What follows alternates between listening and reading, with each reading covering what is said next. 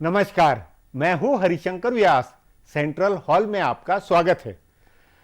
के रहमान खान यूपीए सरकार में अल्पसंख्यक मामलों के कैबिनेट मंत्री हैं। मतलब वे सरकार में मुस्लिम मतदाताओं की उम्मीदों को पूरा कराने वाले मंत्री हैं। अपना मानना है कि उन्होंने बहुत काम किया। के रहमान खान की कमान में वक्फ जमीन से लेकर मुस्लिम नौजवानों की शिक्षा व रोजगार के कई नए कार्यक्रम शुरू हुए। इसलिए हिसाब से कांग्रेस के लिए वे मुस्लिम वोटों के ठेकेदार होने चाहिए थे। उनके चेहरे, उनके काम की कसौटी पर कांग्रेस को मुसलमानों से वोट मांगना था। लेकिन सोनिया गांधी ने जामा मस्जिद के इमाम से बात की। ऐसा क्यों? कांग्रेस को अपने काम के आधार पर मुस्लिम वोटों से अपील करनी चाहिए थी या मौलानाओं और इमामों की लल्लो चप्पो करनी चाहिए? इस असल मुद्दे पर आज मेरी केंद्रीय मंत्री के रहमान खान से खास बातचीत है। मैंने इसी अहम मसले से बात शुरू की है।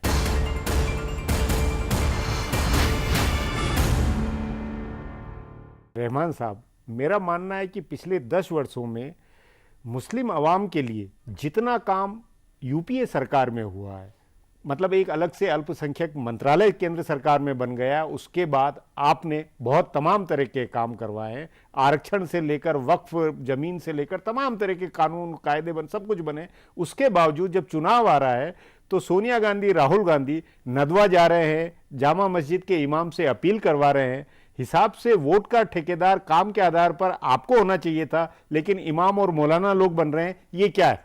देखिए, आपने सही कहा जी कि पिछले 10 साल में जी यूपीए सरकार ने जी माइनॉरिटीज को, उसमें खासकर मुसलमानों के जी जो सोशल इकोनॉमिक बेसिक इशू हैं जी जिसकी तरफ एड्रेस किया है। जी इमोशनल इश्यूज को दूर रख के ji basic issues, education, economic upliftment ji and identity उनकी बरकरार रखने, जी, इसकी तरफ बहुत अच्छा काम किया। जी। एक सेपरेट इंडिपेंडेंट मिनिस्ट्री बनी जी। और उसके बाद साचार कमेटी का रिपोर्ट आया। जी। साचार कमेटी को हमने पूरी तरह से इम्प्लीमेंट जी। की और ये इम्प्लीमेंट करने की जवाबदारी माइनॉरिटी मिनिस्ट्री को दी गई।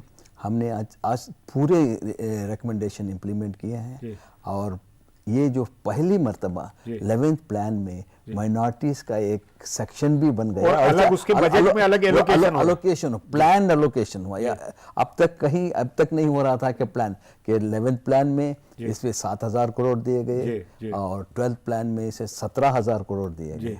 और इसमें अलग अलग यानी कि 15 सूत्री कार्यक्रमों को स्ट्रक्चर्ड के तरीके से किया। तो बहुत कुछ काम हुआ है इससे, और अभी बहुत होना है। मैं ये नहीं कहता कि पूरा होगा।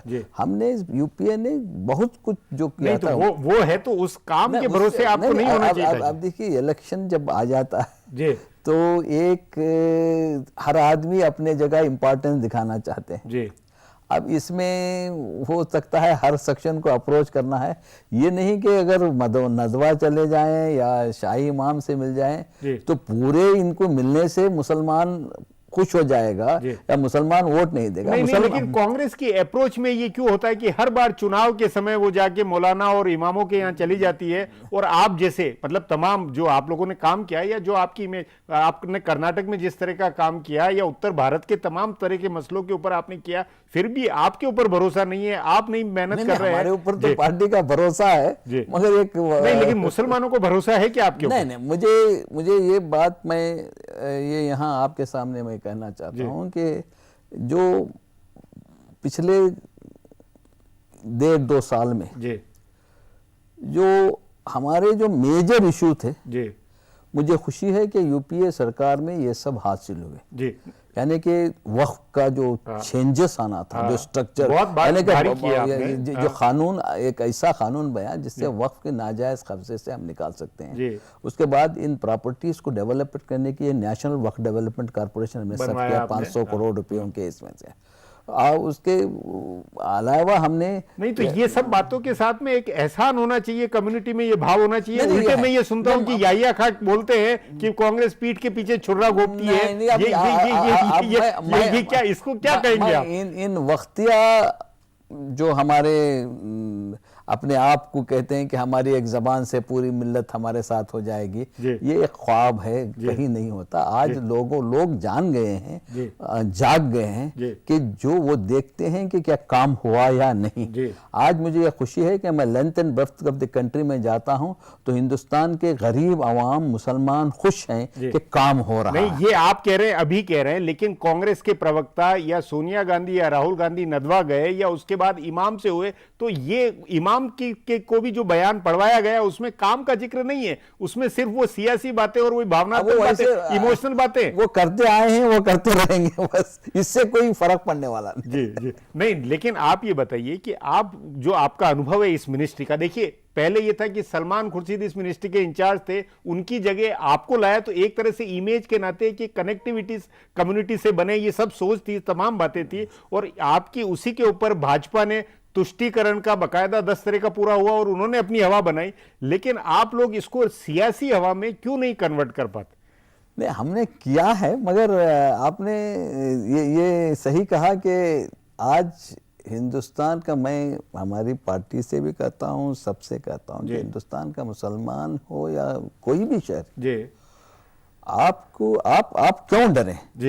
आपने काम किया है, काम की ताकत पे आप लोगों के पास जाइए, आप लीडरों से वोट मत मांगिए, जी आपके काम की ताकत से वोट मांगिए। वही बात होना वो चाहिए था कि आपको आगे, लेकिन पार्टी के आपके मैनेजर लोगों ने इमाम से बात करके उनको बयान दिलवाया, उनसे करवाया, उसको मैनेज करवाया। ये बहुत, मतलब ये कौम की भावनाओं से, इमोशन से खेलना नहीं है। ये अब जो हो रहा है, मगर इससे आज कौम उससे आगे बढ़ गई। आपका मानना है कि कौम इन बातों में नहीं जाएगी और कौम को करेगी उस पर बात? जो काम देखेंगे, काम को देखकर आपका ताउन करेंगे। नहीं, लेकिन रहमान साहब, आप माइनॉरिटी मामलों के मंत्री हैं, तमाम काम किया है, क्या ये कौम मुस्लिम वोटों को लेकर कैसे राजनीति हो, किस तरह उनका उसमें, उसके पार्टी के अंदर इनर सर्कल में आप बहस में, आप विचार में शामिल होते हैं या नहीं? हम शामिल होते। आपने इमाम वाला और नदवा वाली ये फार्मूले दिए क्या? हमारे सामने नहीं है, इमाम से अप्रोच करो, नदवा करो, मगर वो सब हमारे इंस्टीट्यूशंस हैं। और जहां तक मुझे नदवा है, वहां भी वो नदवा एक एजुकेशनल इंस्टीट्यूशन है, बिल्कुल, और वहाँ की अहमियत है, वहाँ वो भी फिक्र रखते हैं, तो उनको जाके उनसे बहस कर। देखिए, मैं वक्त का कानून बना रहा था तो मैं सबसे मशवरा किया, नदवे वालों से भी मशवरा किया, मुस्लिम पर्सनल लॉ बोर्ड से जो है। तो इस तरह से अगर वहाँ जाकर कोई बहस करना अलग बात है, मिलना अलग बात है, इससे कोई जरूरी नहीं कि वहाँ नहीं जाया जाए। ये सब नहीं, वो जाना, वो सब अपनी जगह। आपने समस्या, जो मसले हैं, उस पर विचार किया, लेकिन वोट के लिए उनके जरिए, उनको जरिया बनाना। मैं समझता हूं कि नदवा इसलिए गए कि एक इम्पॉर्टेंट सेंटर ऑफ लर्निंग है, वहाँ के जो भी जिम्मेदार हैं, एक कम्युनिटी में उनका मुकाम है, और वो नदवा, जहाँ तक मुझे पता है कि नदवे वालों को पॉलिटिक्स में वो नहीं इन्वॉल्व होते, नहीं, लेकिन जैसा कि एक कल्चर बन गया है। बताता हूँ, अब देखिए हमारे